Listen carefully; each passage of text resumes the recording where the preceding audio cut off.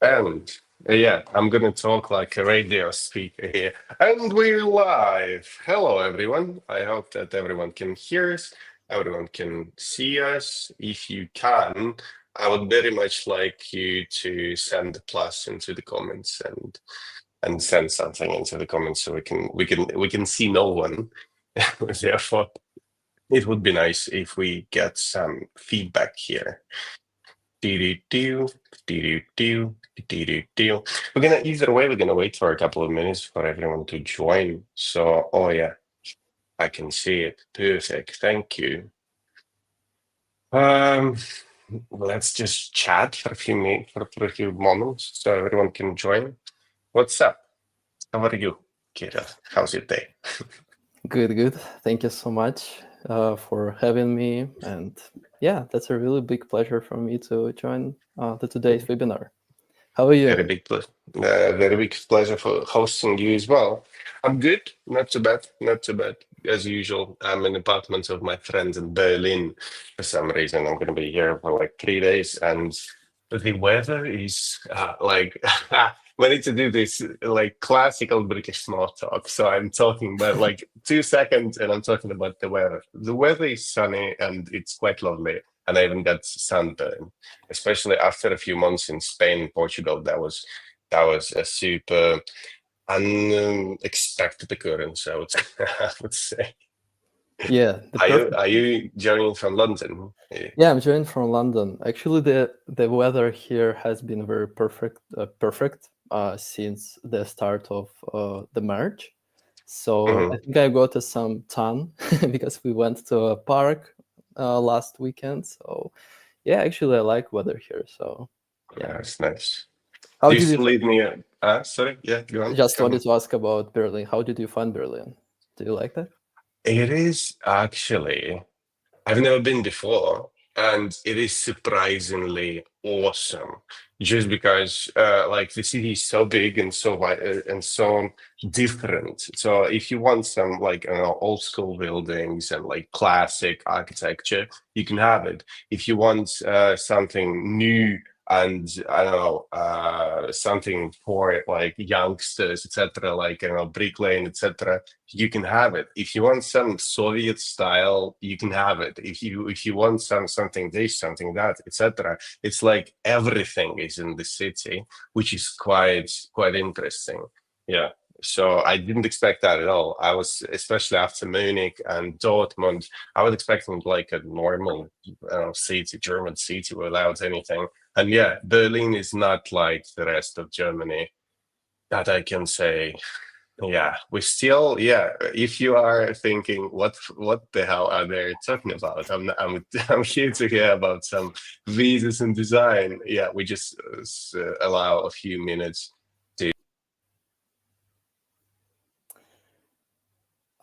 Seems something happened. Yeah, we're still waiting for some people. Let's wait for a while. Oh, Mikhail, I pressed login. you came back. What happened? Instead of comments, I pressed login. That that Yeah. was that was nice from me. You can see that everyone is fully prepared, everyone understands everything what needs to be done, etc. Yeah. Uh, so it is good. Okay, so I think that we can start and Yeah, let's kick off. late the losers. Yeah, let's go. Okay, so shall we begin? Name is Misha. I'm the co-founder and CEO at Immigram, and thank you all very much for joining us today. I'll be hosting today's conversation. I'll be trying to speak a lot less than Kirill because he is the main guest here. So for those who didn't read 25-ish posts announcing this webinar, Kirill is a product designer who has an extremely well diverse and interesting career in product design, and he recently left a corporate giant Revolut to work for some reason, and he will tell us more about these reasons, to join the blockchain startup, not quite. Yeah, and we'll talk about the transition, we'll talk about previous jobs, we'll talk about current kind of setup of Kirill's life, and like what's happening with the visa as well, because like hello immigration company. Yeah. So yeah, Kirill, hello. Hello, Mikhail. Hello, everybody. Thank you so much as well for that introduction. That's really great. Yeah. Good. I'm going to talk for 1 more minute and then we will jump down to you. So, since we are super prepared and well planned, if someone can click, yeah, that's perfect. Thank you. So, that's more for me than for you, but for you, it's kind of understand what's going to happen and what we will be talking about. So, first, we'll talk about the professional transition. Why did Kirill change his jobs so much? Then we're gonna switch to living in the UK and how working and living in the UK works. Yeah, we're gonna finish at the visa story and immigration, and maybe I can like talk a little about it as well, but it will be mostly experience talk rather than anything else. And if we have time, hopefully we will have time, we will get into questions at the Q&A part. So let's us click the presentation forward and start by, hi, Kirill, what's up with design? Why did you ever choose design in the first place? Why a design? Yeah, that's a great question. Actually, I started doing design when I was 18. It was like my hobby and my passion. And I'm doing design right now, maybe like 7 years because I'm 25 right now. And so I just love building things that are useful and beautiful. And design helps me to turn my ideas into real products that people enjoy, and also I like building some things such as design systems or the whole flows of interfaces. So I didn't mention that I work as a designer with mobile and web interfaces primarily. So yeah, I think like I like beautiful things like like UI or UX, how products works in terms of these things. That's why I choose design and product design particularly. So Okay, we have our questions and answers planned, but I'm gonna break this chain, unfortunately. yeah, sure. What is the thing you have ever designed first? What was the first thing you ever did?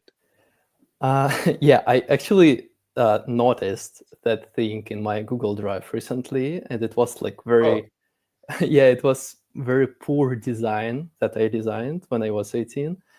It was an application where you can earn some currencies, some internal currencies on the map. So you have to go to, for example, you have to open the application and to find some pins on the map.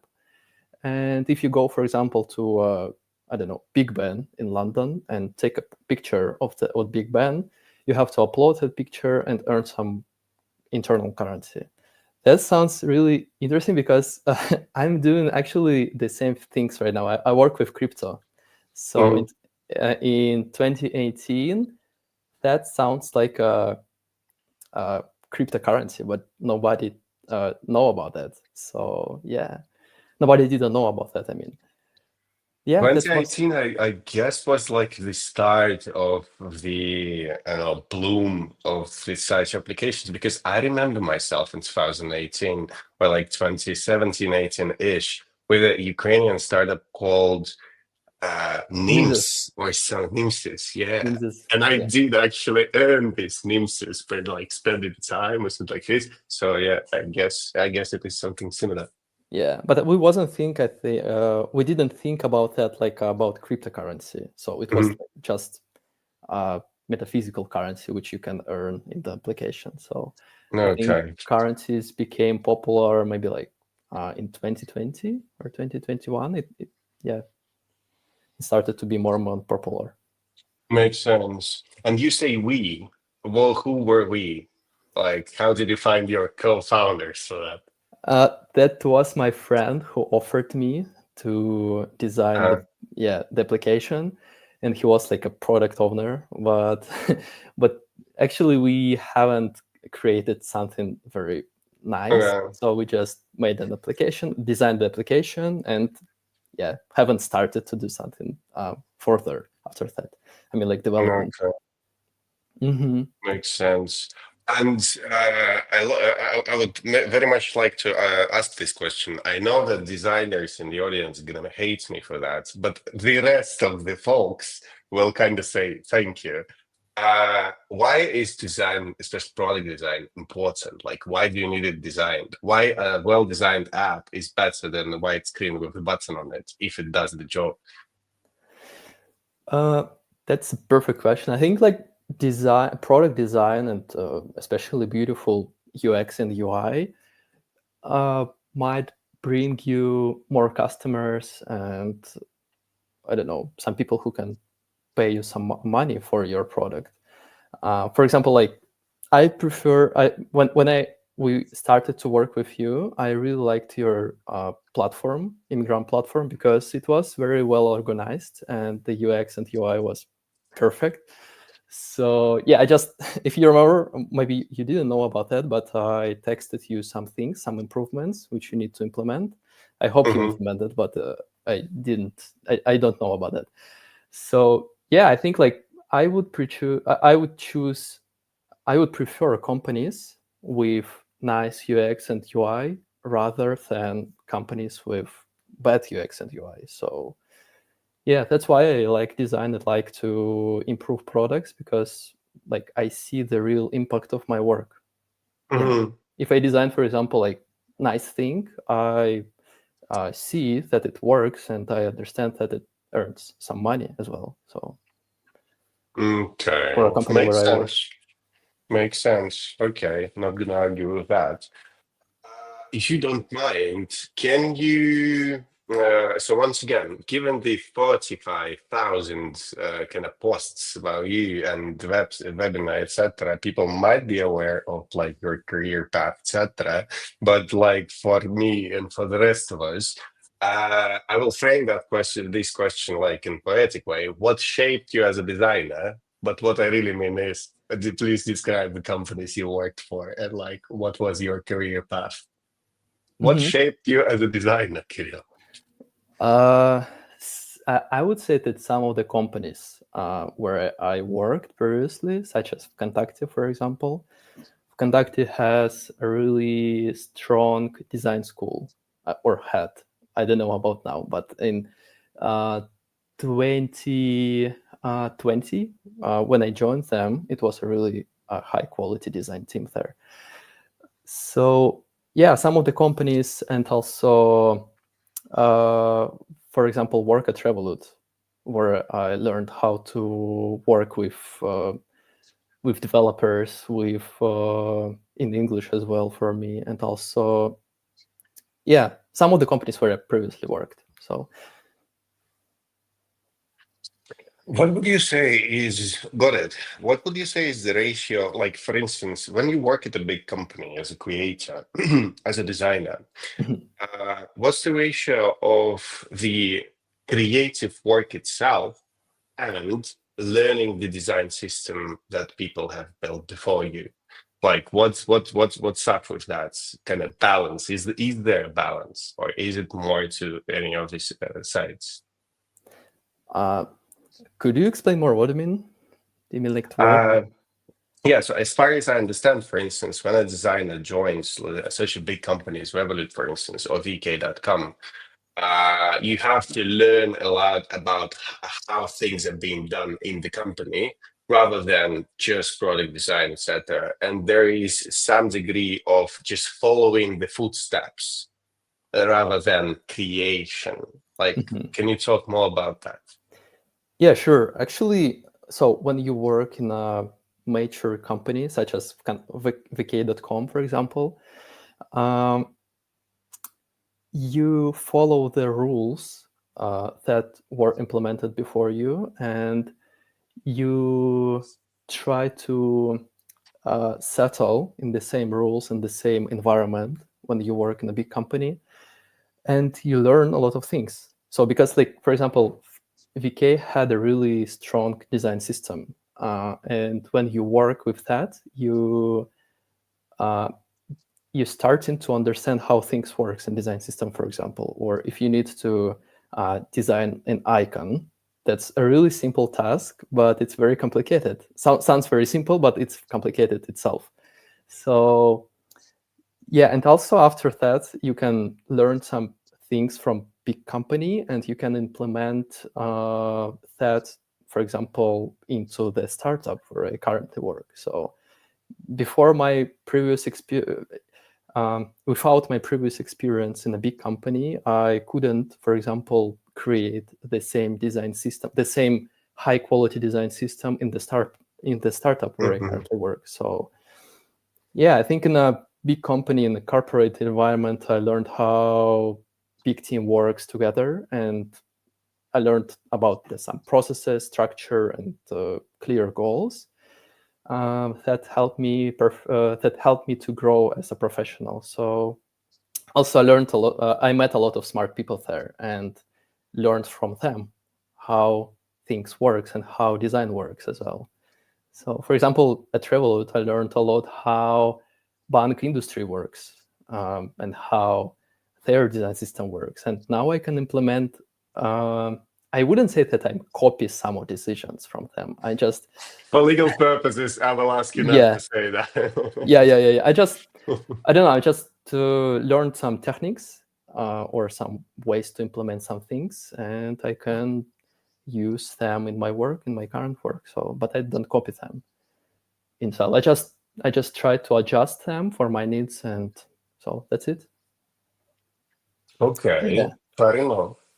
And while we are moving towards the next phase, like life in the UK, etc., uh, everyone, like, let's talk about your like last experience and the most, I think, interesting experience at Revolut. So everyone, it is almost fashionable to talk how bad it is to work for a big company and how good it is to either work for yourself or in a small team in a startup, etc. But before we go into that, can we just talk about what's good in a startup in a corporate environment? How was it going into office, like big shiny office of Revolut in Isle of Dogs? Like, what was great about it? Yeah. Firstly, I would say that was a really strong experience for me. I learned a lot of things. Um, the design team was very professional, and I learned how to work fast and with high standards because Revolut has a very high standards at designs. So you have to pitch a lot of things. And for me, it was my first English speaking job, and I learned a lot of things as well. How to pitch my ideas for product owners and for stakeholders and CEO as well. Yeah, there was a little bit pressure, but also a lot of opportunities to grow. So, but I would say that pressure almost exists in every company, even where I currently work. So, because when you try to ship or build something really fast or quickly, you anyway get some pressure. So, but actually, I liked how serious they were about quality because like it's a bank, so they needs to be very passionate about Mhm. everything. So every detail matters there. So yeah, it was great in general, but I realized that I really like to work more in a startup environment rather than in a corporate job. So yeah, that's Okay. the reason why I probably uh, want to create my own startup in near future. So that's, by the way, if we will talk about that later, but I think like the UK is a proper place to create and foster your own startup. So Okay. We can just start the next slide then, and you have a perfect transition to it. Let us deconstruct the phrase "the UK is the best place to launch a startup." But let's start from the beginning. So you moved to London to work at Revolut, right? So you kind of rented the apartment nearby, and your life was just going into the office. And like, tell us about it. What was life before you joined this start? Like, okay, I understand that the name of the webinar is switching to a startup, etc. But I don't think it would be a worthy conversation if we don't talk what was you switching from. Therefore, yeah, I would very much like to know about your life before switching to startup, but already in the UK. Yeah, makes sense. Makes sense. I would say that it was complicated because I moved from. So when I started to uh, when I started to get my global talent visa to the UK, we stayed in Serbia, and I usually didn't use English. So at Serbia, so it was I was in my Russian So speaking you bubble. didn't use Serbian as well, Serbian as as far as well. I Yeah, understood. yeah, Serbian or English. But here in the UK, when I moved, I immediately started to use English, and it was pretty hard for me because, especially at work, when you have a lot of meetings, a lot of pitches, and you have to align a lot of things with your colleagues. And so it was a very complicated for me from the start, from the beginning, but I enjoyed that time. So I felt like I learned a lot of things from the start, and I had a lot of energy and a lot of things that I wanted to change. So also, when I moved to the UK, I needed to find the flat here. That was also challenging because I moved and I got the new job, and I needed to find a flat as well. So yeah, but I sorted everything, and yeah, I feel pretty comfortable right now. And Okay. mhm, So like back in the days, a few years ago when I was working with like global talent myself, so I had a few cases of product designers as well. And I do remember the me like conversation with one of the product designers I worked with. He like super large guy with red dot awards with big prizes, etc. But still, so he's like well established product designer. And I asked him, like, why the hell are you going to the UK? You may be having so much more like success or exposure or whatever in the US if you go to either San Francisco or like the Bay Area generally. And he, I remember him saying to me, Misha, uh, why would I ever settle for a copy if I can get to the original? Like meaning the London as a city and the rest of the United States. Do you? My question is, do you? The first question is, do you feel the same way? And the second is, how does living in London shape your work and your career and like your whatever your design abilities, your spidey sense? mhm, mhm. Yeah, regarding the first question, I would say that I have been to the United States, and actually, personally, I didn't like that a lot. So because it's like a different culture, that's a different continent. But I think like I prefer more the European lifestyle rather than the US lifestyle because like I have been to California and I needed to use my car literally all time, so every day. And I prefer some places where I can walk. So, and right now we live on the embankment. I can see Mm. the River Thames from my window, and so I can walk in the embankment, and I can walk in London, in city center. London is very walkable city and very green. That I really like. Um, this regarding the second question, what shapes? If I remember, what How does shapes it me, right? shape you? Yeah. Does Yeah. I'm usually framing this question as like, does architecture and like what's being done with the city inspire you in any way? But you can answer whatever, like whatever comes to your mind, really. Like how Mhm. London affects you. That is the question. Yeah, London affects me in terms of community, or for example, like some events Mhm. that I visited so far, and in terms of people that I met, because like for example, 3 days ago I went to a crypto conference where I met many talented and interesting people here, and I made some connections.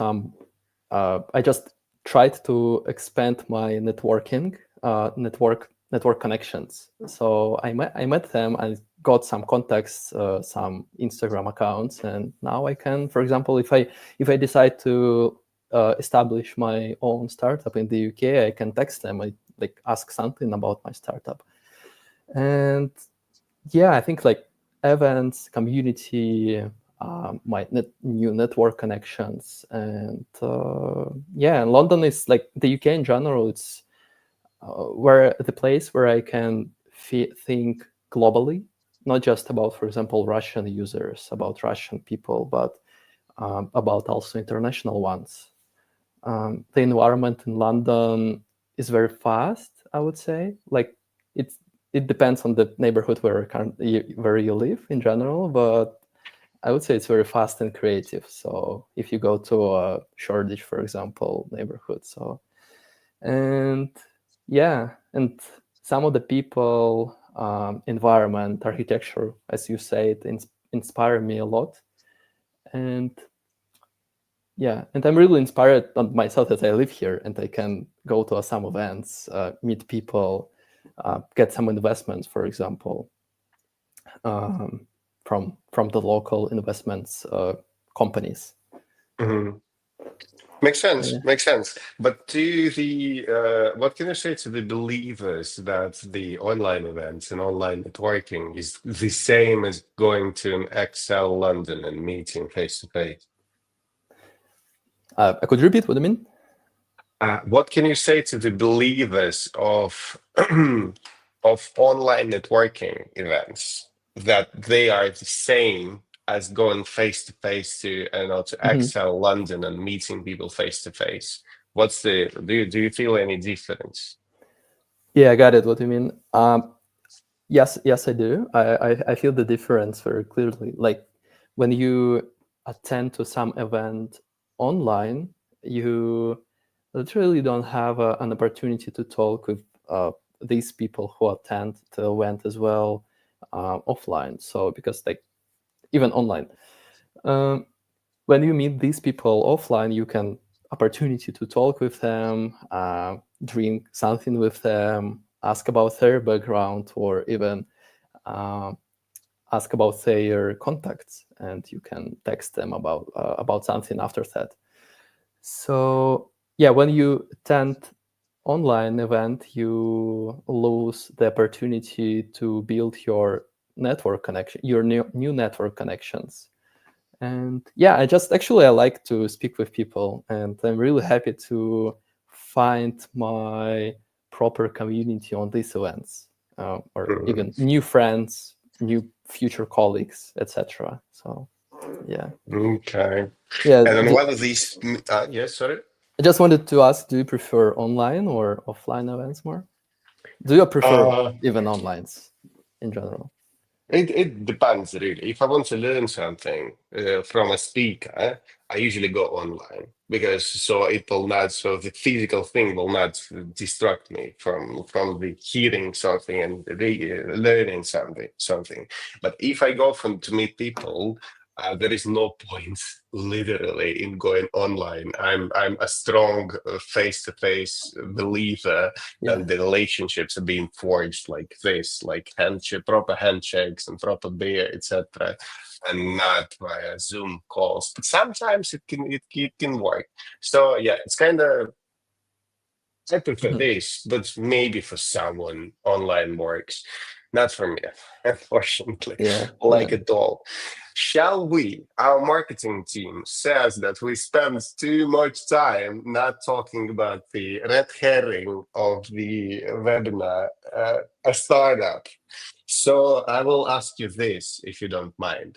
How come you kind of changed the structured and safe and stable life working at a company like Revolut for a hectic, stressful, full of anxiety and pain life in a Mhm. startup?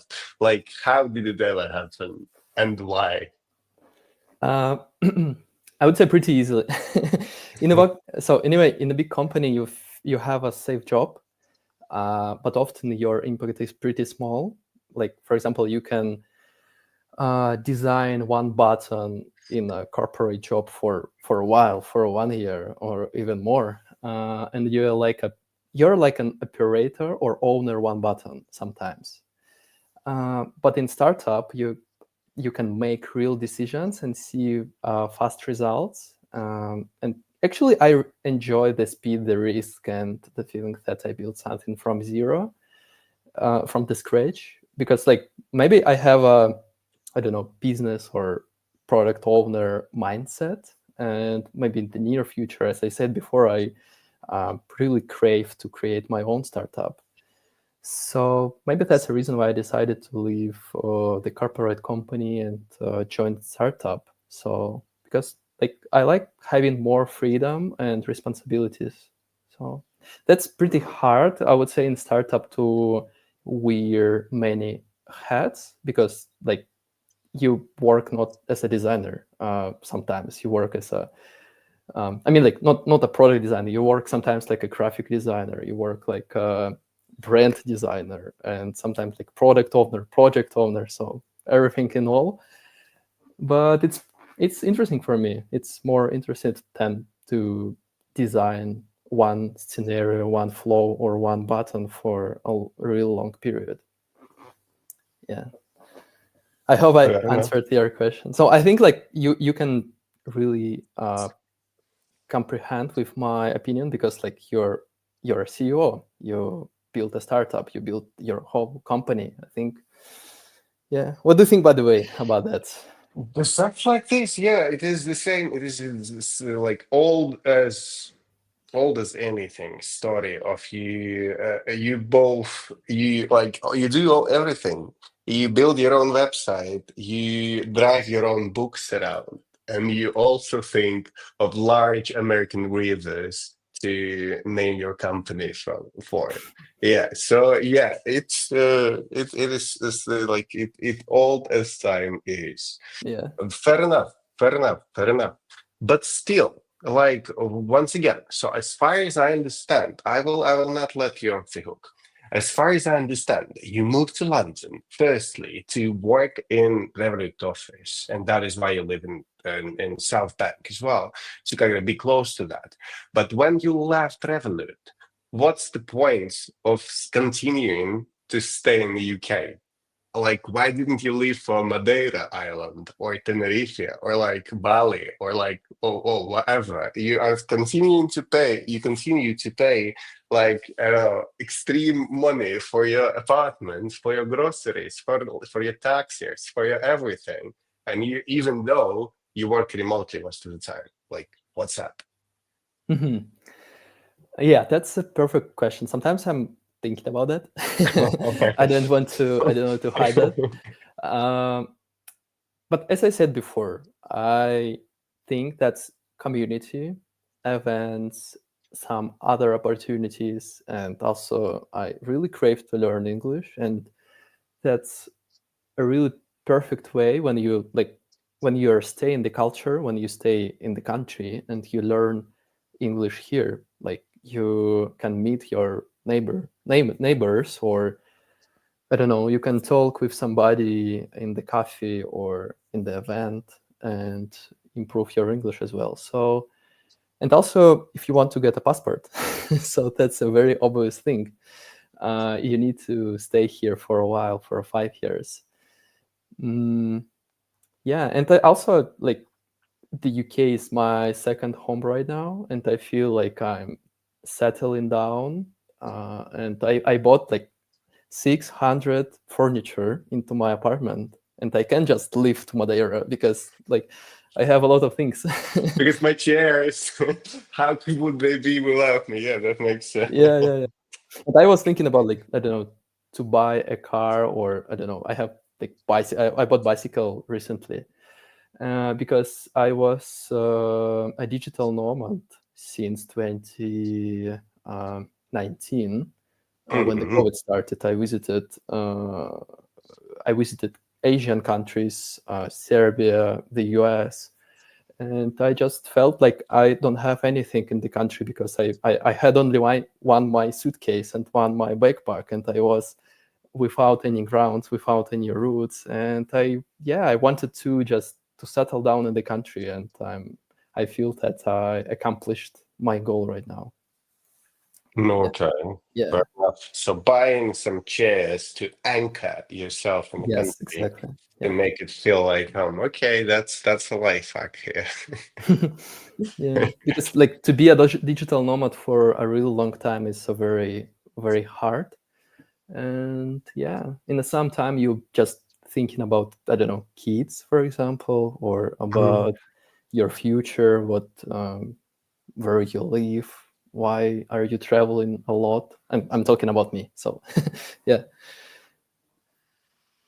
Yeah, Mhm. that actually makes a lot of sense. Except the except the part about practicing English with your neighbors. That surely depends on the district of London where you live, because usually when you are not living in Mayfair, Marylebone, you will practice with your neighbors. You can practice only Ukrainian, Romanian, Hindi, Arabic, etc., Yeah. but not English.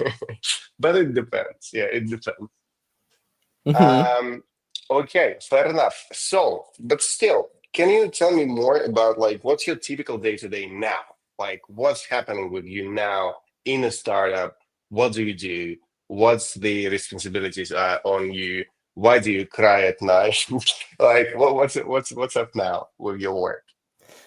Uh, yeah, usually I work remotely from home. Mhm, I don't know. I wake up usually like maybe at 8 o'clock in the morning. Go to a swimming pool sometimes and start to work at 10 a.m.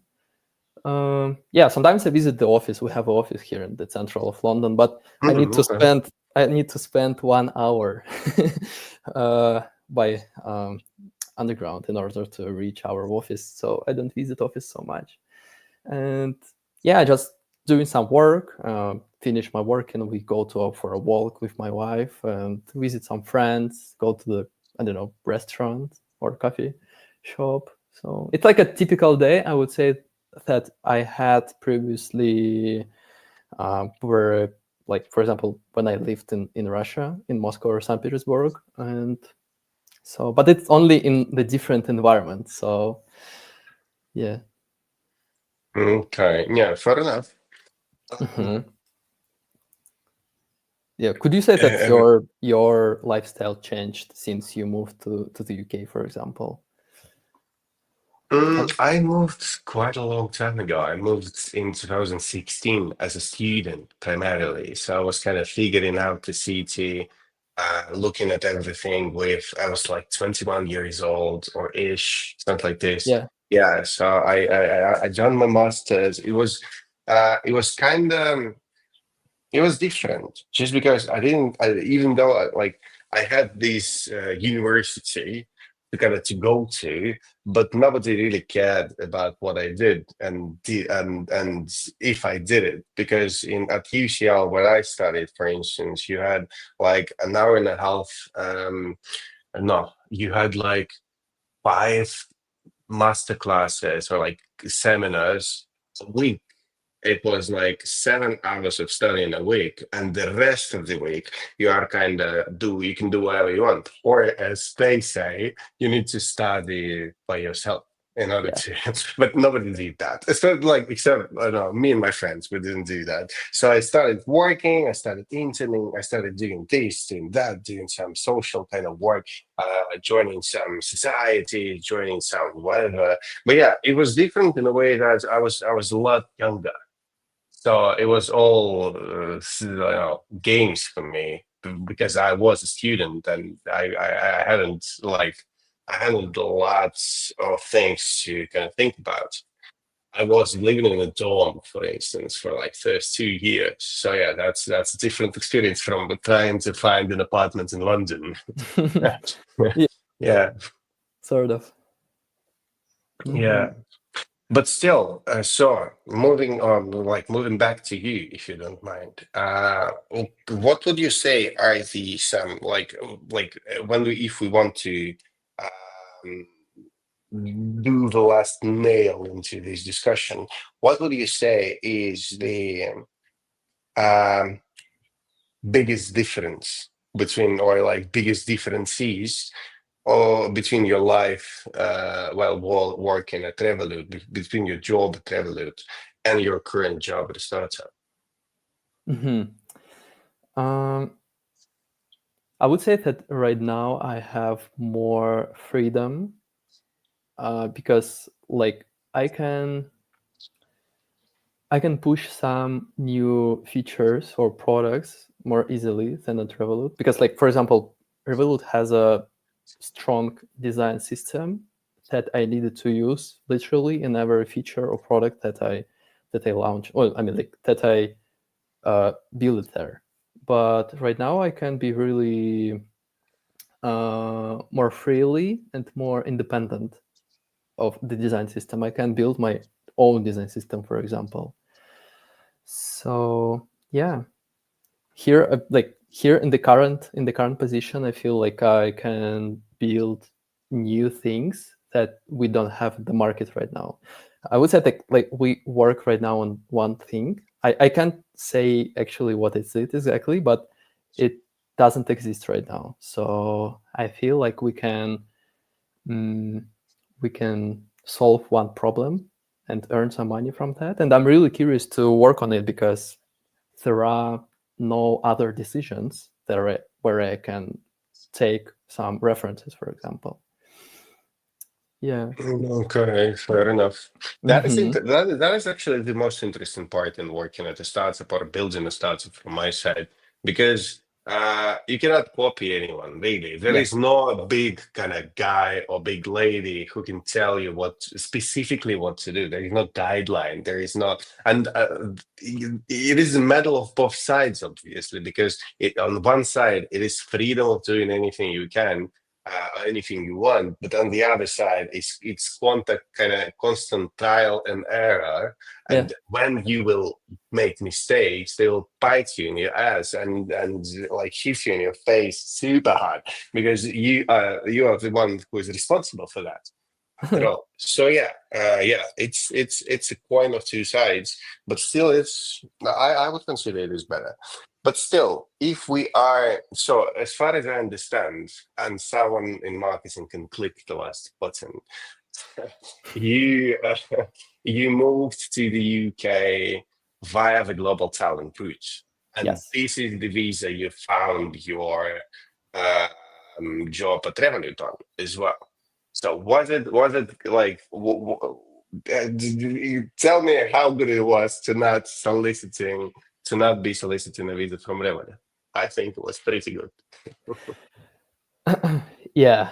Actually, I was so when I was talking with Revolut, I was in the process of getting the global talent visa, and for them, and I think for most of the companies in the UK, when you have a global talent visa, uh, that's a really crucial part for for your future work at the company, for your offer. So because I think like I don't know actually about that more uh, profound, because like I'm not a recruiter, for example. I'm not in HR, but I feel and I think that companies are more um, companies prefer in the UK some candidates who has a visa already, for example, like global talent visa or some others ones.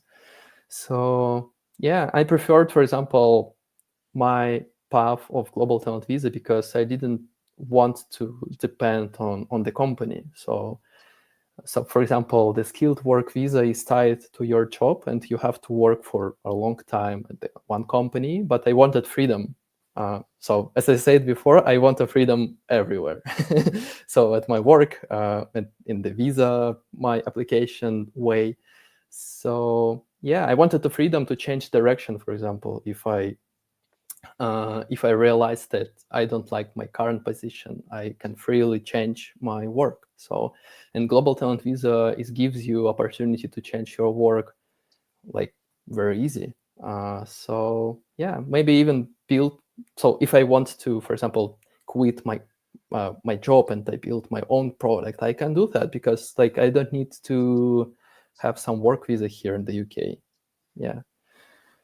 And also, Global Talent Visa gave me more control over my career and future. So, yeah. And also, Global Talent Visa matched my background. I already had strong projects, strong portfolio, international work, and my design focus also fitted my visa very well. So, yeah. Makes sense. Yeah.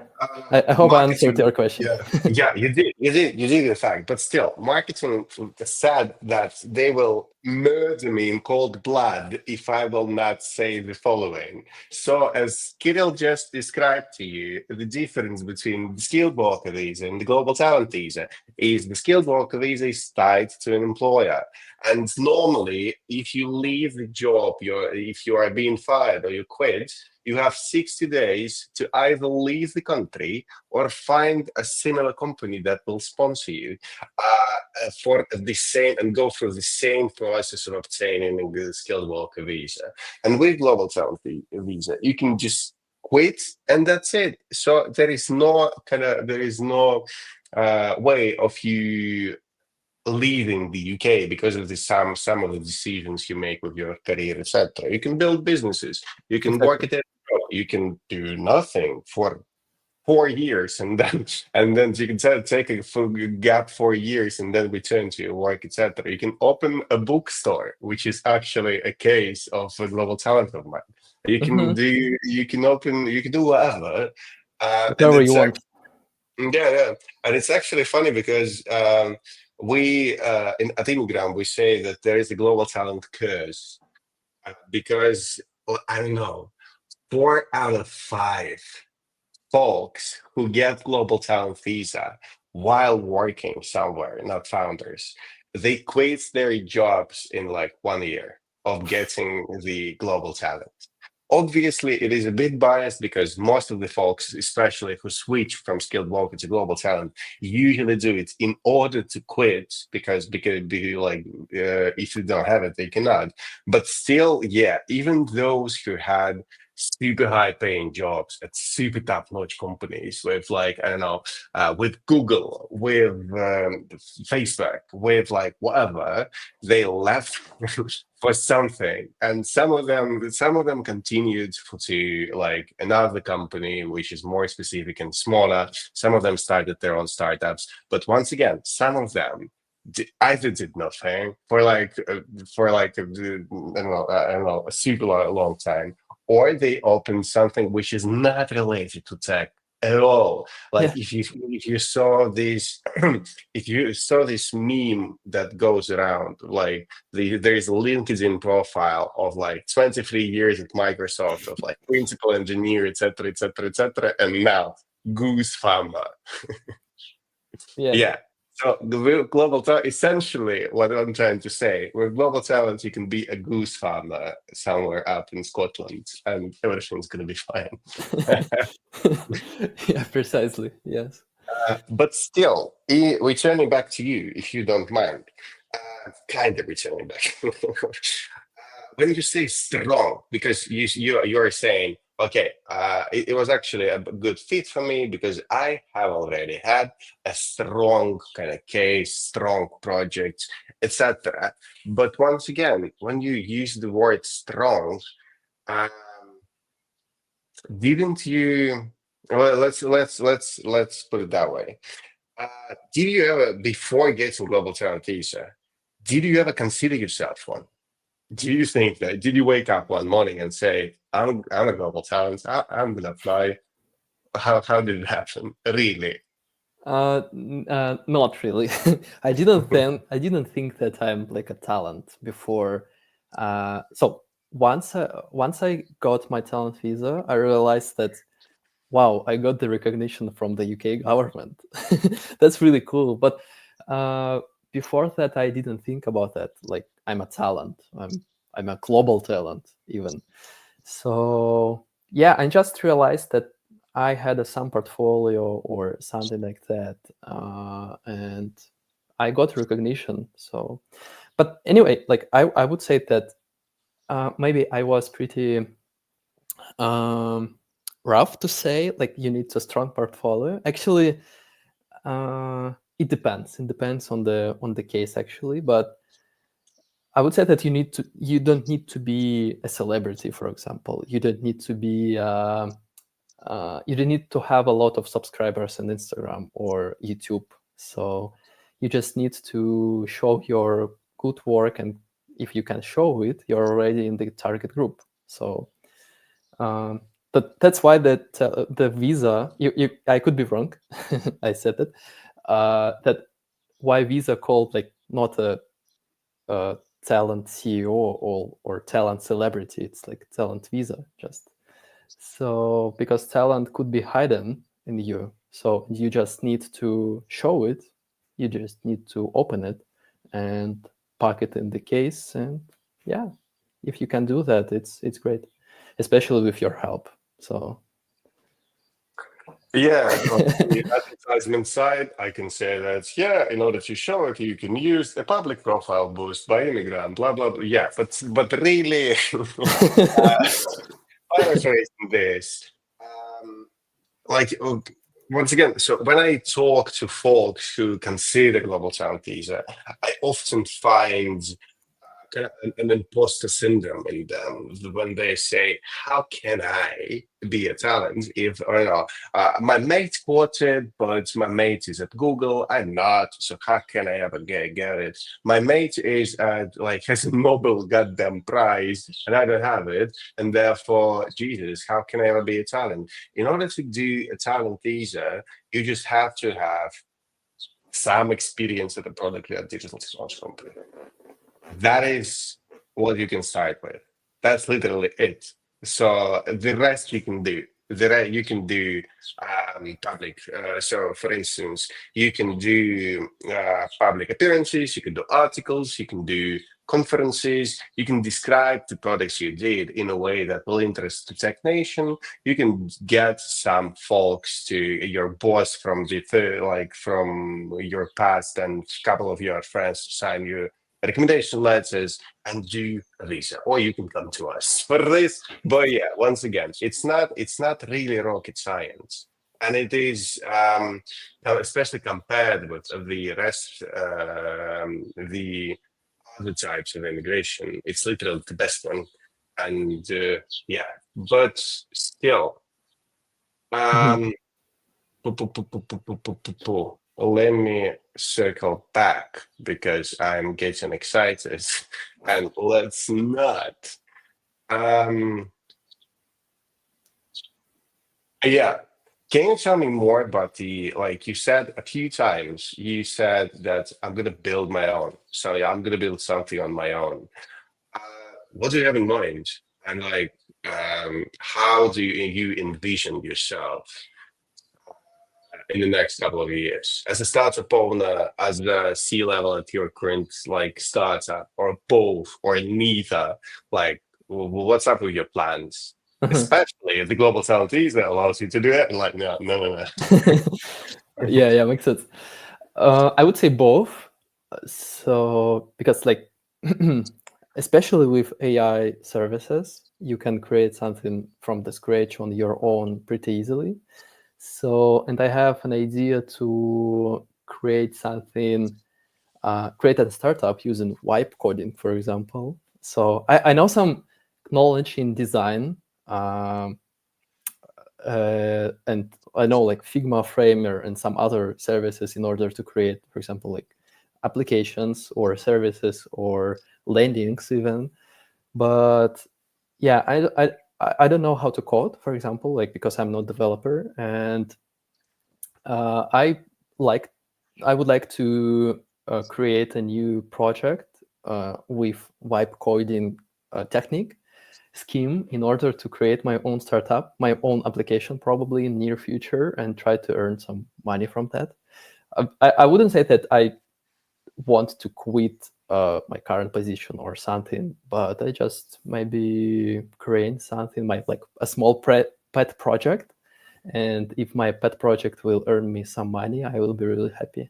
So, but after that, let's see. I don't know. So, like, even somebody asked me about like, how do you see yourself in 5 years? 5 years, yeah. Yeah, I said something usually about like I will be like a, a builder. I will be like a founder, businessman or something, but never my plans came to the life. So yeah, I don't know how to say. Like I have maybe like some small aims, goals in the near future, what I want to accomplish, and if I can accomplish them, I will be really happy. So yeah.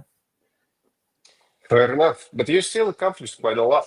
Like living in London, living your kind of dream life, working for a company you believe in, having this, having worked at such huge digital technology companies, etc. You're quite accomplished, I would say. So yeah, excited for the next 5 years of your Yeah, career, let's see. Let's see. definitely. Let us dive into the questions. And so there is the Q&A session here going on. You please ask your questions in the comments, should you have any. And while you're on it, you can check out the QR with the scoring form. That will tell you that you are not a top material and you should abandon this idea once and for all. But yeah, you can really check your chances at the Mm-hmm. scoring form.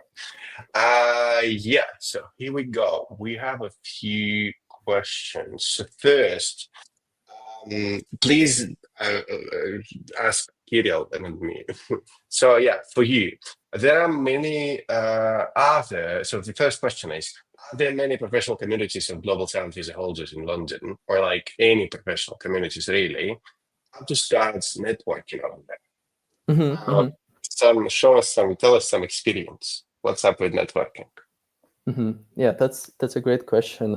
Actually, I joined a few chats and meetups, events. As I said before, I went to a crypto conference a few days ago. So, and you just, for example, download the application which is called Luma. That's a really popular one in London or in the UK in general, even in Europe, I think so. Yeah, and just enroll to some events. That's a really easy way. And by the way, a few also days ago, we went to with my wife. We went to a social dinner with just strangers, and we were talking about everything about our life. It was just a random restaurant in London, and we met a lot of British people, by the way, there. So, and we were talking for 3 hours about our life, their lives, about everything. So we followed with some of them on Instagram. So, because London is a very massive city, and you have a lot of opportunities here for free, even. For example, I went to a conference for free. So it's a great to talk with people who, for example, like if you join some chats or groups in Telegram who with a people who also obtained with a global talent visa, you can just gather with them and talk about your visa way, about your life in the UK, or also you can become a friend for them, or I don't know, maybe like co-founder, or somebody can employ you as well. Yeah, let's Makes next. sense. Yeah, the next one. Yeah, but from my side, if you don't mind, Yeah, I sure. usually use for networking, I usually use the locals.org or something like this. There is Locals as well. this locals app made by Mr. Nevgen and Sergey Goncha, the folks who did before Luna and Masquerade. which was bought by Facebook. So they're quite accomplished. Not quite an Immigram both yet. Thank you. So, that wasn't the question, but still, thank you, Yeah, yeah. Sergey. Atlas is an amazing project as well. Yeah, I tried, by So the way, yeah, Locals. It's a great yeah, application. yeah, Hmm. yeah, it is. And breakfast app as well. I use it quite a lot, and I've been using it for like I don't know how many years already, like 5. And it usually brings decent breakfast with decent people. Sometimes it is not, but you can always decline the breakfast. Yeah. So the next question is Pipipio. Kirill, how did you change the job so fast? Are there any life hacks for current job seekers? Um, that's a complicated question for me because um, actually I don't know how to.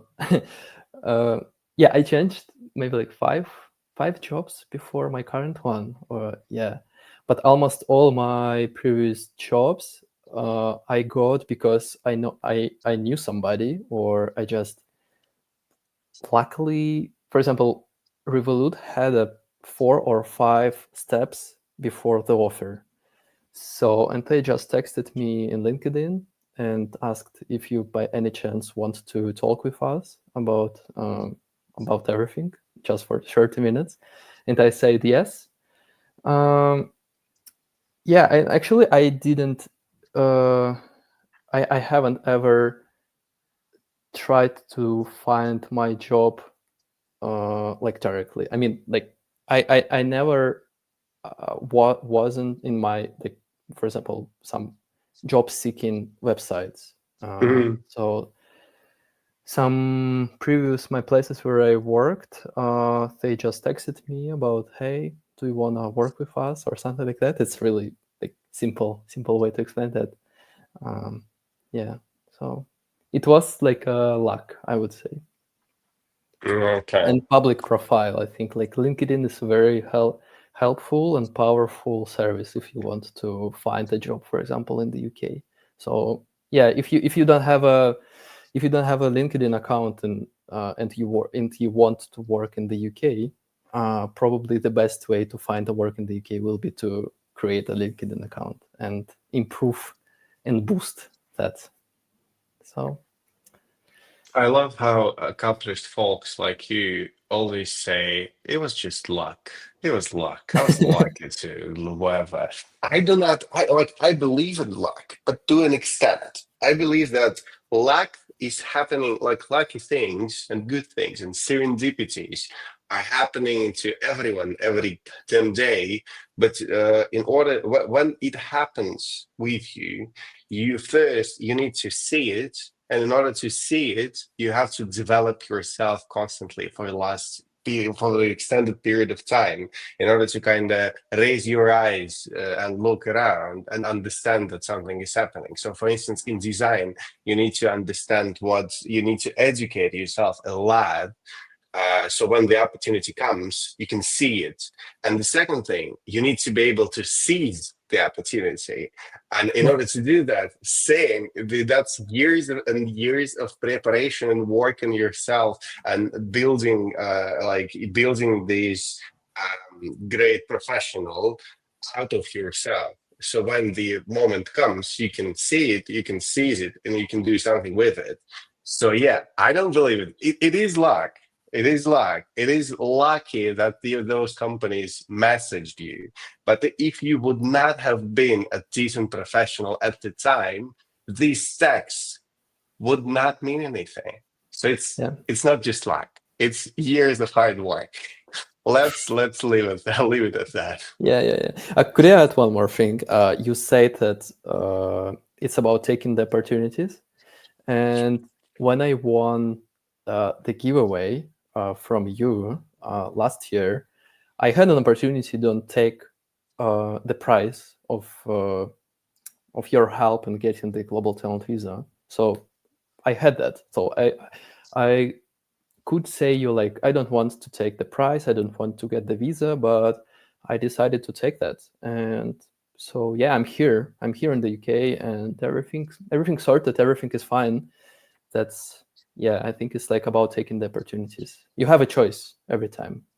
So Yeah, yeah. that's great. But with yeah, but with us, yeah, same. So it was an opportunity, and it's just luck. But still, you have to have something, in order to show us that okay. So I did this and that, and once again, I'm reiterating here: if you would not have done those things, the win of Global Talent Visa would have been useless.